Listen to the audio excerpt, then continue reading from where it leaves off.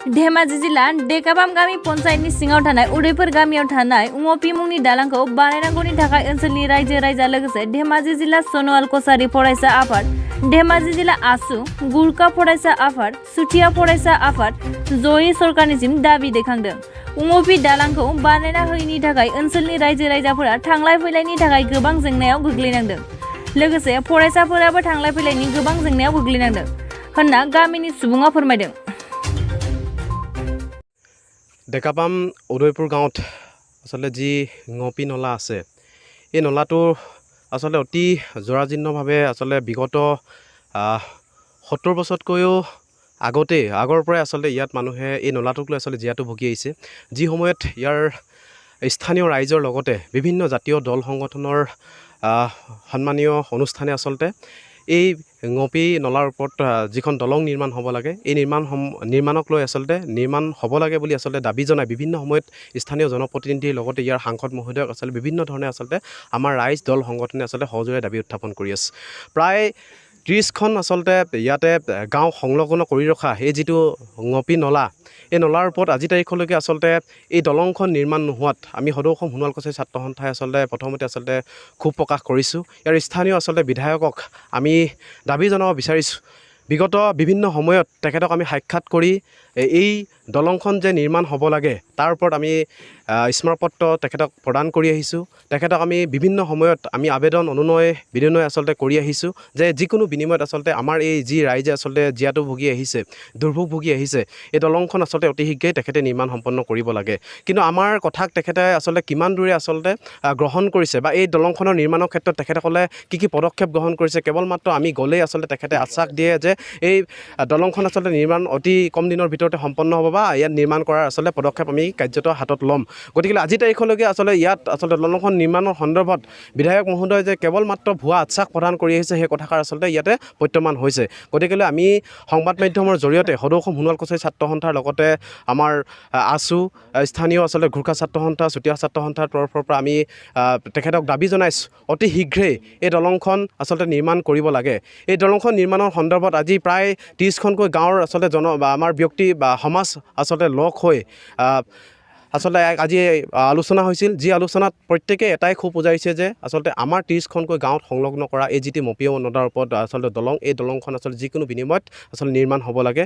যদি আগন্তুক দিনত এই आसलते দলংখন নিৰ্মাণ নহয় তেন্তে ভয়ংকৰভাৱে आसलते ইয়াৰ ৰাইজে প্ৰতিবাদ সাব্যস্ত কৰিব আৰু এই প্ৰতিবাদ সাব্যস্ত কৰিবৰ কাৰণে সদৌ অসম সোণোৱাল কছাৰী ছাত্ৰ সন্থাই কিন্তু যিকোনো পৰ্যায়লৈ आसलते ইয়াত আমি পদক্ষেপ কাৰ্যসূচী आसलते হাতত ল'বলৈ আমি কিন্তু বাধ্য থাকিম। ইয়াত ইতিমধ্যে আমি উল্লেখ কৰিছোঁ ইয়াত 30খনকৈ অধিক গাঁও आसलते এই উমপি নলাৰ आसलते দলঙক आसलते সংযোগ কৰিছে। তেখেতসকলৰ ৰাইজে বিভিন্ন সময়ত এই বাটেদি आसलते আহ যাহ কৰিব লাগে। স্কুলীয়া ছাত্ৰ ছাত্ৰীকে ধৰি আপোনালোকে দেখিছে যিহেতু ইয়াৰ নদীখনৰ आसलते পানী বাঢ়ি অহাৰ লগে লগে ইয়াত আহ যাহ কৰাৰ এটা অতিকৈ মানে জৰাজীৰ্ণ आसलते হৈ পৰে। যিটো সময়ত आसलते তেখেতসকলৰ ভয় লগা পৰিস্থিতি হয়। যিটো ছাত্ৰ ছাত্ৰীৰ লগতে বিভিন্ন সময়ত আমাৰ ওচৰ চুবুৰীয়া লোকসকলৰ आसलते ৰোগত বিভিন্ন ধৰণে आसलते আক্ৰান্ত হৈ থাকে। সেই ৰোগীয়াসকলক आसलते চৰকাৰী হস্পিটেল বা অন্যান্য হস্পিটেললৈ आसलते আহ যাহ কৰিবৰ কাৰণে কিন্তু এই দলংখনৰ পৰাই বিভিন্ন সময়ত आसलते দুৰ্ভোগ ভুগি আহিবলগীয়া হৈছে। ইতিমধ্যে আপোনালোকক অৱগত কৰিছে যিহেতু স্থানীয় তেতিয়াৰ আজি সাংসদ সন্মানীয় প্ৰধান বৰুৱা তেতিয়া आसलते বিধায়ক আছিল। তেখেতক বিধায়ক হৈ থকাৰ কালছোৱাতো আমি বিভিন্ন সময়ত ইয়াৰ স্থানীয় ৰাইজৰ লগতে আমাৰ বিশেষকৈ সোণোৱাল কছাৰী ছাত্ৰ সন্থাই তেখেতক आसलते দাবী জনাই আহিছিল যে এই দলংখন হ'ব লাগে।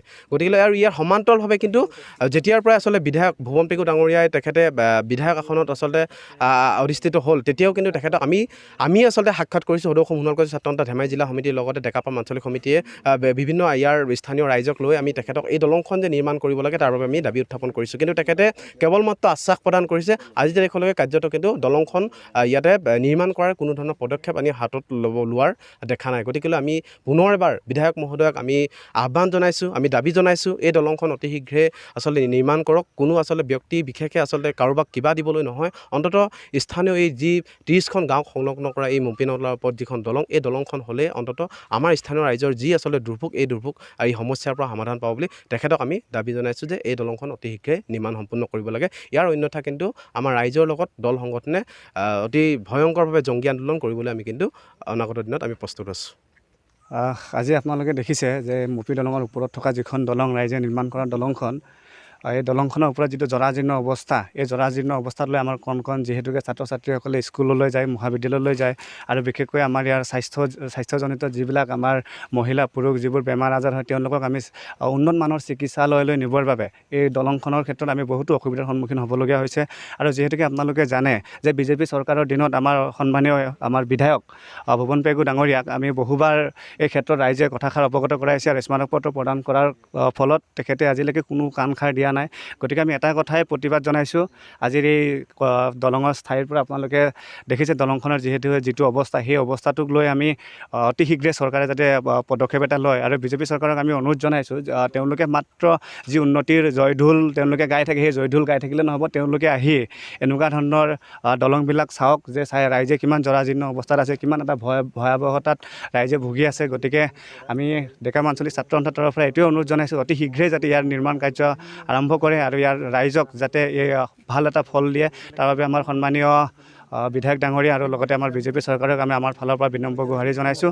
আৰু যদি এই ক্ষেত্ৰত যদি তেওঁলোকে অতি শীঘ্ৰে যদি ইয়াত দলং নিৰ্মাণ নকৰে, তেতিয়াহ'লে কিন্তু আমি সদৌ ডেকাপাম আঞ্চলিক ছাত্ৰ সন্থা আৰু সোণোৱাল কছাৰী ছাত্ৰ সন্থা বিভিন্ন দল সংগঠনে মিলি স্থানীয় ৰাইজক লগত লৈ ইয়াৰ বিৰুদ্ধে কিন্তু আমি প্ৰতিবাদ কৰিম। সেই প্ৰতিবাদ কিন্তু বিজেপি চৰকাৰে কিন্তু ৰোধ কৰিবলৈ চালে নহ'ব। সেই প্ৰতিবাদ ন্যায়ৰ বিৰুদ্ধে প্ৰতিবাদ হ'ব। সেই প্ৰতিবাদত কিন্তু বিজেপি চৰকাৰে আমাক ৰোধ কৰিবলৈ চেষ্টা কৰিলে কিন্তু নহ'ব।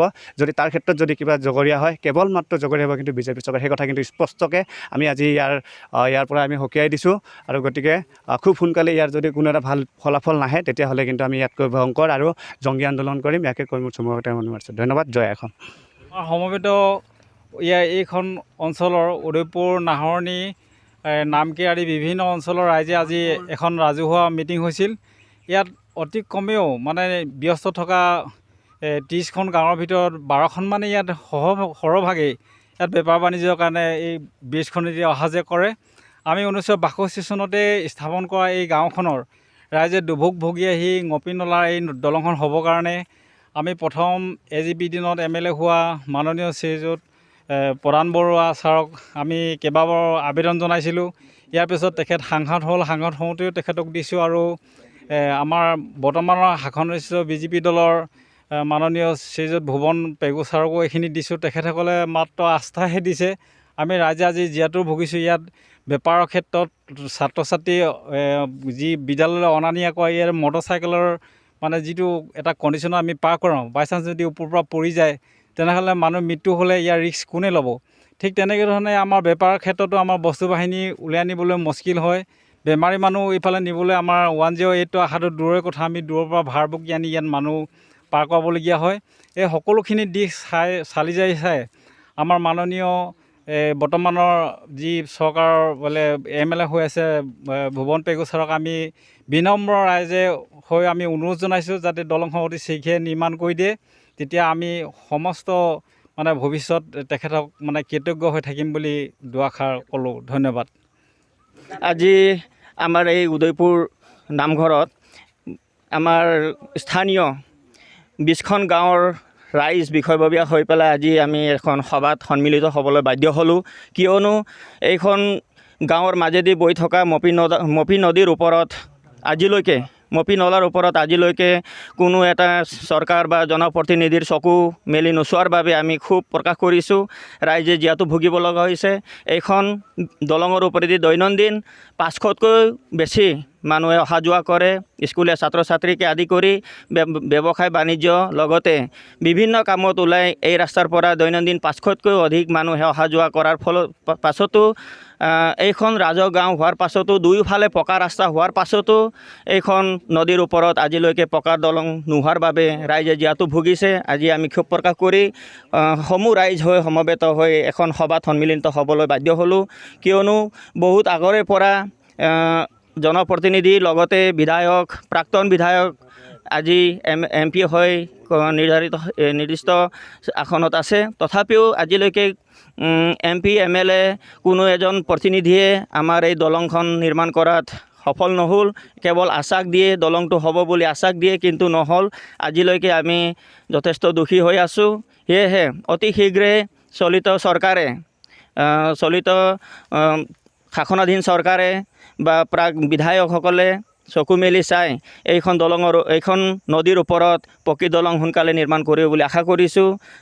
লগতে ৰাইজক সকাহ দিব বুলি আশা কৰিছোঁ, কিয়নো ইমান ৰিস্ক লৈ মানুহে এই কেঁচা নিজে ৰাইজে নিৰ্মাণ কৰা ভঙা চিঙা দলঙৰ পৰা জীৱনটো বাজি লগাই পেলাই অহা যোৱা কৰাত যথেষ্ট সমস্যাৰ সন্মুখীন হ'ব লগা হৈছে। সেয়েহে বিধায়ক মহোদয় বা MP ডাঙৰীয়ালৈ বিনম্ৰ অনুৰোধ কৰিছোঁ যে অতি শীঘ্ৰেই আপোনালোকে আহি চাই হ'লেও বা কিবা উপায় কৰি এইখন নদীৰ ওপৰত পকী দলং এটি নিৰ্মাণ কৰাৰ বাবে আমি সকলো ইয়াত সমবেত হৈছোঁ। ইয়াত বিভিন্ন দল সংগঠনৰ যেনে সোণোৱাল কছাৰী ছাত্ৰ সন্থা, গোৰ্খা ছাত্ৰ সন্থা, চুতীয়া ছাত্ৰ সন্থা, অসম ছাত্ৰ সন্থা, সকলো দল সংগঠন লগতে গাঁৱৰ বুদ্ধিজীৱী,